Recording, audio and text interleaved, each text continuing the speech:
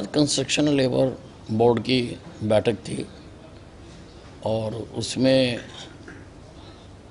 एक matter raise हुआ था कि एक सिंगल आदमी ने ही 1-1 लाख मज़दूरों की वेरिफिकेशन कर रखी है। जब हम रजिस्टर्ड करते हैं एप्लीकेशन देने के बाद वेरीफाई करवाते हैं तो एक आदमी ने 1 लाख कर रखी थी, एक आदमी ने 90,000 कर रखी थी। अब ऐसा तो मुमकिन है नहीं कि एक आदमी इतने कर सके, इसलिए मैंने फैक्ट फाइंडिंग कमेटी बनाई है जिसमें एक नुमाइंदा सरकार का, एक नुमाइंदा मज़दूरों की तरफ से और एक नुमाइंदा एम्प्लॉयर्स की तरफ से उसमें रखा गया और उनको कहा कि 1 महीने के अंदर अंदर आप अपनी रिपोर्ट पेश करें। उनसे भी कोई जवाब तलब किया गया जिन आदमियों का नाम? नहीं, वो मीटिंग में तो नहीं थे ना, मीटिंग में नहीं थे, वो तो जांच इसकी करके फिर ही बताएंगे। नहीं, अभी तो बिना उसके तो जांच के तो कार्रवाई नहीं कर सकते ना। जिन्होंने की है वो नीचे ही करते हैं, जैसे तहसीलदार करते हैं जहाँ और कोई हमारे लेबर डिपार्टमेंट में जो लोग हैं वो करते हैं। तो इस प्रकार की वो एक शिकायत आई थी। और फिर दूसरी बात यह है कि कुछ सदस्यों ने ये मामला उठाया कि इसका एजेंडा हमें टाइम पर नहीं मिला और ये कल ही हमें एजेंडा मिला है और हमें पढ़ने के लिए और टाइम देना चाहिए। इसलिए मैंने मीटिंग को पोस्टपोन कर दिया और कहा कि भाई अगले हफ्ते जो है हम इसकी मीटिंग करेंगे, तब तक आप लोग एजेंडा पढ़ लो अच्छी तरह से। देखिए, जब तक फैक्ट फाइंडिंग कमेटी की रिपोर्ट ना आ जाए तब तक कहना कुछ ठीक नहीं होता। संविधान बचाओ को लेकर के कांग्रेस एक बार फिर से पूरे देश भर में प्रोटेस्ट करने जा रही है। अभी इसी महीने के लास्ट में 4 दिन तय किए हैं कि वो पूरे देश भर में प्रदर्शन करेंगे। आप कैसे देखते हैं? देखिए, भारतीय जनता पार्टी के शासन में संविधान पूरी तरह सुरक्षित है। संविधान के साथ जितनी छेड़छाड़ हुई है और उसकी मूल भावना को भी बदला है वो कांग्रेस के समय में ही हुआ। कौन से जो तुमने इसका कैरेक्टरिस्टिक बदला, तुमने तो कहाँ से ले आया ये यार? ये तेरा है? दोबारा कांग्रेस ने जिस तरह से लगातार संविधान बचाओ की नारा दे रही है और अभी अप्रैल के लास्ट में 4 दिन वो संविधान बचाने की बात करके पूरे देश भर में प्रदर्शन करने वाले हैं, कैसे देखें? संविधान के साथ सबसे ज़्यादा खेल और तोड़ मरोड़ जो हुई है वो कांग्रेस के शासन में ही हुई है। इमरजेंसी लगाई, 1 लाख से ज़्यादा लोगों को झूठे केस बना के जेलों में डाल दिया, लोगों की ज़बरदस्ती नसबंदी कर दी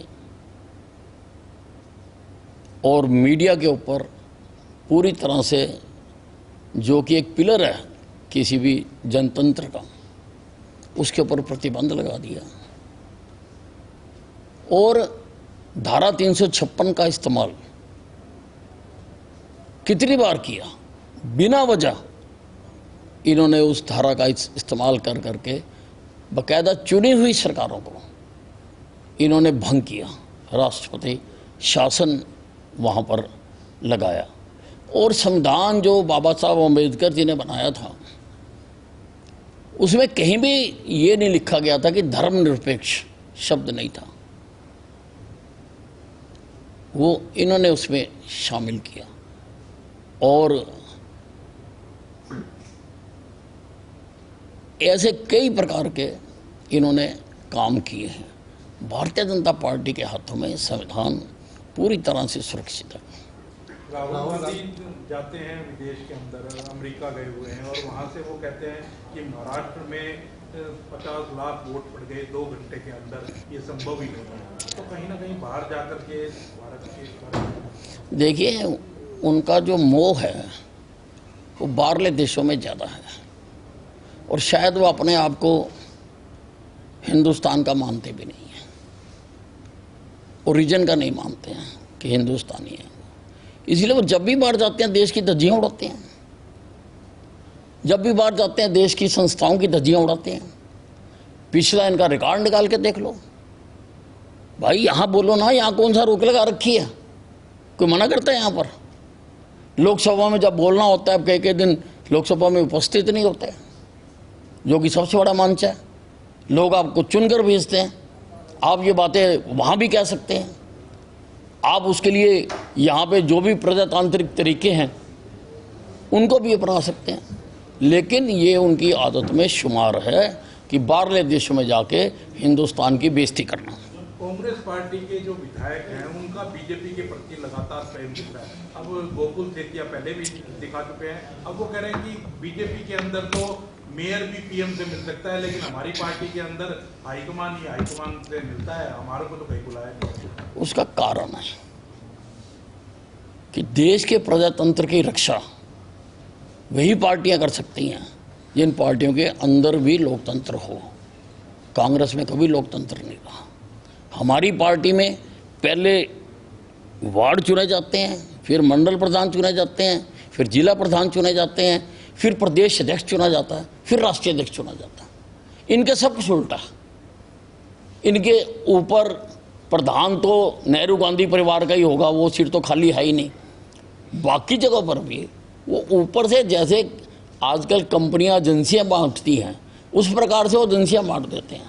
भाई तू हरियाणा का इंचार्ज, तू पंजाब का इंचार्ज, तू यूपी का इंचार्ज, और वो इंचार्ज फिर आगे जिले के बांट देता है, और जिले वाला फिर आगे और बांटता है। और अब तो इनकी ये हालत है कि इनका किसी भी स्तर पे संगठन नहीं है।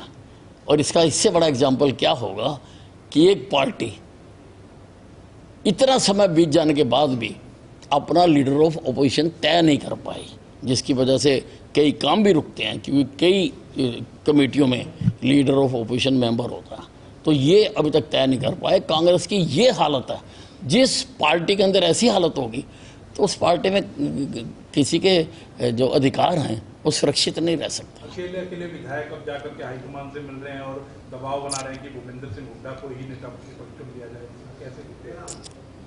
और देखिए, अब ये तो मैंने बताया आपको कि ये तो कर्मण्यता है कांग्रेस पार्टी की, लैक ऑफ डिसीजन मेकिंग।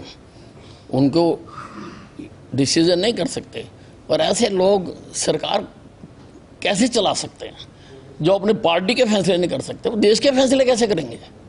इनको तो पूरी तरह से सब जगह से इनको तो वैसे तो लोगों ने उखाड़ के फेंक ही दिया, लेकिन जहाँ कहीं इक्का दुक्का इनका नाम है वहाँ से भी उखाड़ के फेंकना चाहिए।